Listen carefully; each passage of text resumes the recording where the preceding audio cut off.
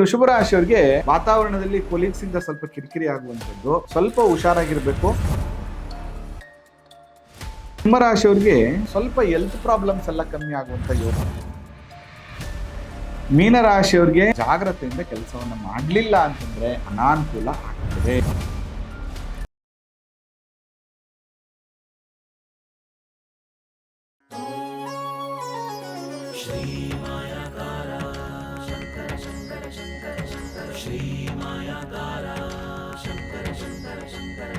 ಶ್ರೀ ಗುರುಭ್ಯೋ ನಮಃ. ಮಾಯಕಾರ ಪ್ರಭುವೇ ನಮಃ. ಗಣೇಶ ದೇವಿ ವಾಗ್ದೇವಿ ಮಮ ವಾಕ್ಯ ಸಿದ್ಧಿ ಕುರು ಸ್ವಹ.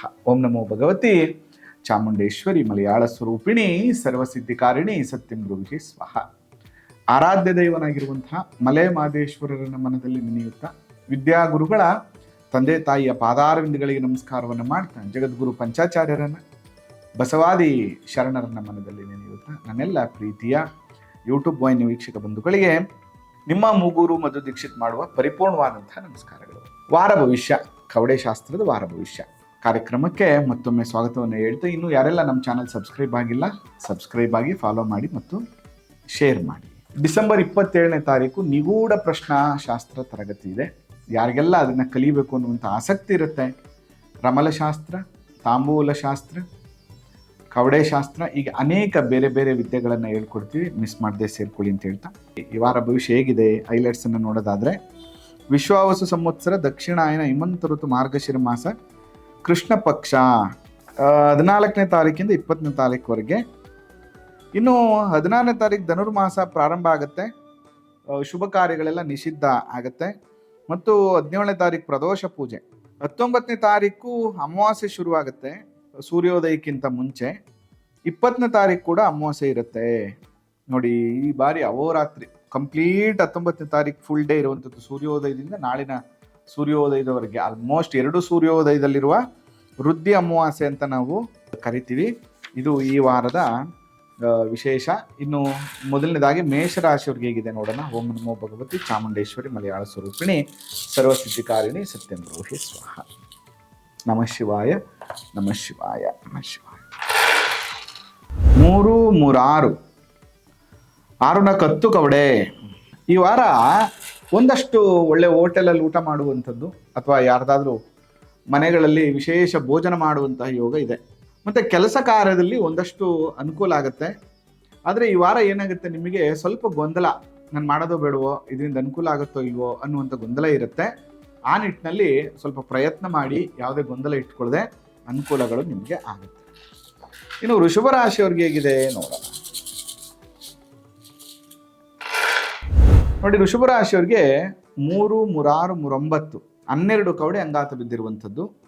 ಕಳ್ಳರಿಂದ ಕಂಟಕ, ರಾಜ್ಯಾಧಿಕಾರಿಗಳಿಂದ ಪೀಡೆ, ಕೆಲಸ ಮಾಡುವಂಥ ಜಾಗದಲ್ಲಿ ಸ್ವಲ್ಪ ಕಿರಿಕಿರಿ ಆಗುವಂಥದ್ದು, ಮತ್ತೆ ಏನೋ ಯಾವುದೋ ಹಳೆ ವಿಚಾರಕ್ಕೆ ಜಿದ್ದನ್ನು ಸಾಧಿಸುವಂಥದ್ದು, ವಾತಾವರಣದಲ್ಲಿ ಕೊಲೀಗ್ಸಿಂದ ಸ್ವಲ್ಪ ಕಿರಿಕಿರಿ ಆಗುವಂಥದ್ದು, ಮನಃಶಾಂತಿ ಕೆಡುವಂಥ ವಾರ ಇದು. ಸ್ವಲ್ಪ ಹುಷಾರಾಗಿರಬೇಕು. ಅಮ್ಮನವ್ರ ದೇವಸ್ಥಾನದಲ್ಲಿ ಕುಂಕುಮಾರ್ಚನೆ ಮಾಡಿಸಿ ಅದನ್ನು ಒಂದು ಪ್ಯಾಕೆಟಲ್ಲಿ ಇಟ್ಕೊಂಡು ಡೈಲಿ ಹಣೆಗೆ ಇಟ್ಕೊಳ್ಳೋ ಕೆಲಸವನ್ನು ಮಾಡಿ. ಇನ್ನು ಮಿಥುನ ರಾಶಿಯವ್ರಿಗೆ ಹೇಗಿದೆ ನೋಡೋಣ. ಮಿಥುನ ರಾಶಿಯವ್ರಿಗೆ 5, 10, 13 ಕವಡೆ ಅಂಗಾತ ಬಿದ್ದಿರುವಂಥದ್ದು.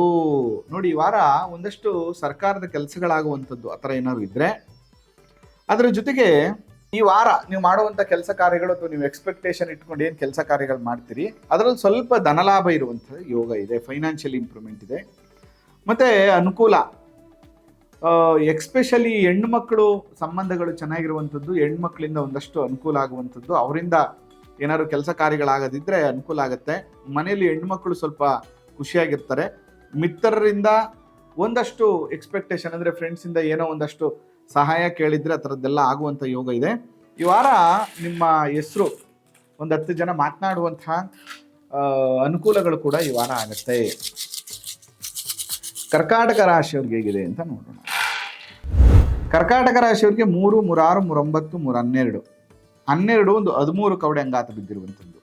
ನಿಮಗೂ ಅಷ್ಟೇ ಸರ್ಕಾರದ ಕೆಲಸಗಳಾಗುತ್ತೆ. ಒಂದಷ್ಟು ಫ್ರೆಂಡ್ ಸರ್ಕಲ್ನಿಂದ ಆಗಬೇಕಾದಂತಹ ಒಂದಷ್ಟು ಕೆಲಸ ಕಾರ್ಯಗಳಾಗುತ್ತೆ. ವ್ಯವಹಾರದಲ್ಲಿ ಅನುಕೂಲ ಇದೆ. ಮನೆಯಲ್ಲೂ ಒಂದಷ್ಟು ಶುಭ ಕಾರ್ಯಗಳು ನಡೆಯುವಂಥದ್ದು, ಮಿತ್ರರ ಜೊತೆ ಒಂದು ಒಳ್ಳೆ ಸಂಬಂಧ ಬೆಳೆಯುವಂಥದ್ದು ಈ ವಾರ ಆಗತ್ತೆ. ಇನ್ನು ಸಿಂಹರಾಶಿಯವ್ರಿಗೆ ಹೇಗಿದೆ.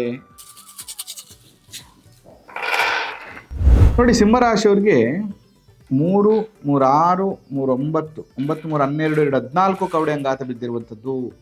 ನೋಡಿ, ಈ ವಾರ ಒಂದಷ್ಟು ಸಂಪಾದನೆ ಜಾಸ್ತಿ ಆಗುವಂಥದ್ದು, ಅನ್ಎಕ್ಸ್ಪೆಕ್ಟೆಡ್ ಆಗಿ ಅಮೌಂಟು ಯಾವುದೋ ಬರಬೇಕಾಗಿರೋದು ಬರುವಂಥದ್ದು, ಮನೆಗೆ ಸ್ವಲ್ಪ ಮಟ್ಟದ ಚಿನ್ನನ ಸಂಗ್ರಹ ಮಾಡುವಂಥದ್ದು, ಅದರ ಜೊತೆಗೆ ಕಳೆದು ಹೋದಂತಹ ವಸ್ತುಗಳು ಆಕಸ್ಮಿಕವಾಗಿ ಸಿಗುವಂಥದ್ದು. ಯಾವತ್ತೋ ಎಲ್ಲೋ ಇಟ್ಬಿಟ್ಟಿದ್ನಪ್ಪ, ಇವತ್ತು ಸಿಕ್ತು ಅನ್ನುವಂಥದ್ದು, ಯಾರೋ ಹಳೆಯ ಸ್ನೇಹಿತರನ್ನ ಅಥವಾ ಗುರುಗಳನ್ನು ಭೇಟಿ ಮಾಡುವಂಥದ್ದು, ಮತ್ತು ಶಾರೀರಿಕ ಸೌಖ್ಯ, ಸ್ವಲ್ಪ ಹೆಲ್ತ್ ಪ್ರಾಬ್ಲಮ್ಸ್ ಎಲ್ಲ ಕಮ್ಮಿ ಆಗುವಂಥ ಯೋಗ. ತುಲಾರಾಶಿಯವ್ರಿಗೆ ಹೇಗಿದೆ ಈ ವಾರ ನೋಡೋಣ.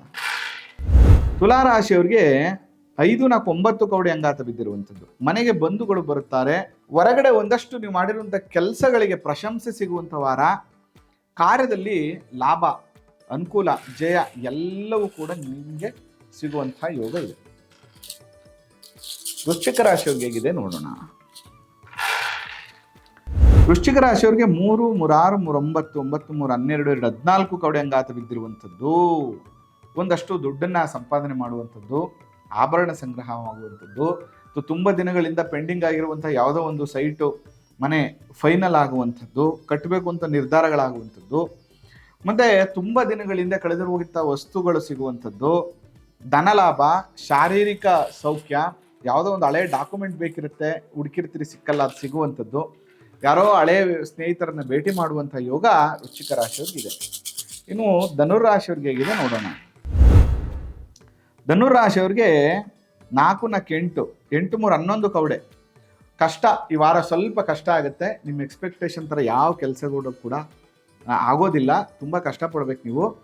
ವಾರದ ಕೊನೆಯಲ್ಲಿ ಸ್ವಲ್ಪ ಅನುಕೂಲ ಆಗುತ್ತೆ. ಅಯ್ಯೋ, ವಾರ ಪೂರ್ತಿ ಕಷ್ಟಪಟ್ಟು ಕೊನೆ ಪಕ್ಷ ಲಾಸ್ ಆಗೋದಲ್ಲ, ಅಲ್ಲಿಗಾಯಿತು ಅನ್ನುವಂಥದ್ದಾಗುತ್ತೆ. ಜೊತೆಗೆ ಕಂಪ್ನಿಯಲ್ಲಿ ಅಲ್ಲಿ ಇಲ್ಲಿ ಕೆಲಸ ಮಾಡುವಂಥ ಎಂಪ್ಲಾಯಿಯಾಗಿ ಕೆಲಸ ಮಾಡುವಂಥವ್ರು, ನಿಮ್ಮ ಪ್ರೋಗ್ರೆಸ್ ಏನು ಅಂಥದ್ದೇನು ಕಾಣಲ್ಲ ಈ ವಾರ, ಬಟ್ ನೀವು ಮಾಡುವಂಥ ಕೆಲಸ ಕಾರ್ಯಗಳು ಕೂಡ ಬೇರೆಯವರು ಕಾಣಿಸಲ್ಲ. ಪ್ಲಸ್ ಅದರ ಜೊತೆಗೆ ನಿಮ್ಮ ಎಕ್ಸ್ಪೆಕ್ಟೇಷನ್ ಥರ ಕೆಲಸ ಕಾರ್ಯಗಳು ಕೂಡ ಮುಗಿಯಲ್ಲ, ಸ್ವಲ್ಪ ಕಿರಿಕಿರಿ ಇರ್ತದೆ.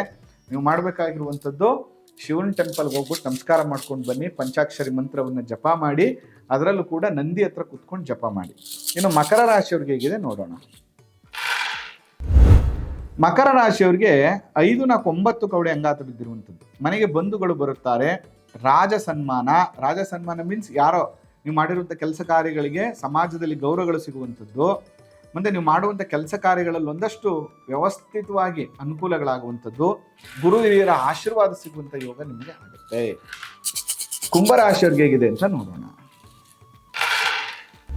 ಕುಂಭರಾಶಿಯವ್ರಿಗೆ 3, 3, 6, 3, 9, 2, 11 ಕವಡೆ ಅಂಗಾತ ಬಿದ್ದಿರುವಂಥದ್ದು. ಕಷ್ಟ ಉಂಟು, ವಾರದ ಕೊನೆಯಲ್ಲಿ ಸುಖ ಉಂಟು. ಬಹಳ ಎಚ್ಚರಿಕೆಯಿಂದ ಕೆಲಸ ಕಾರ್ಯಗಳನ್ನು ಮಾಡಬೇಕಾಗ್ತದೆ, ಇಲ್ಲಾಂದರೆ ಅನಾನುಕೂಲ ಆಗ್ತದೆ ನಿಮಗೆ. ವ್ಯಾವಹಾರಿಕವಾಗಿ ಒಂದಷ್ಟು ಸಂಕಷ್ಟಗಳು ಎದುರಾಗ್ಬೋದು, ಫೈನಾನ್ಷಿಯಲಿ ಕಷ್ಟ ಬರ್ಬೋದು, ಅಥವಾ ಯಾವುದಕ್ಕೂ ದುಡ್ಡನ್ನು ಅರೇಂಜ್ ಮಾಡಬೇಕು ಅಂದ್ಕೊಂಡಿರ್ತೀರಿ, ಆ ದುಡ್ಡು ಅರೇಂಜ್ ಆಗದೆ ಇರುವಂಥ ಸಾಧ್ಯತೆಗಳು ಕೂಡ ಇರ್ತದೆ. ಸ್ವಲ್ಪ ಎಚ್ಚರಿಕೆಯನ್ನು ತಗೊಳ್ಳಿ. ಮೀನರಾಶಿಯವ್ರಿಗೆ ಹೇಗಿದೆ ಅಂತ ನೋಡೋಣ.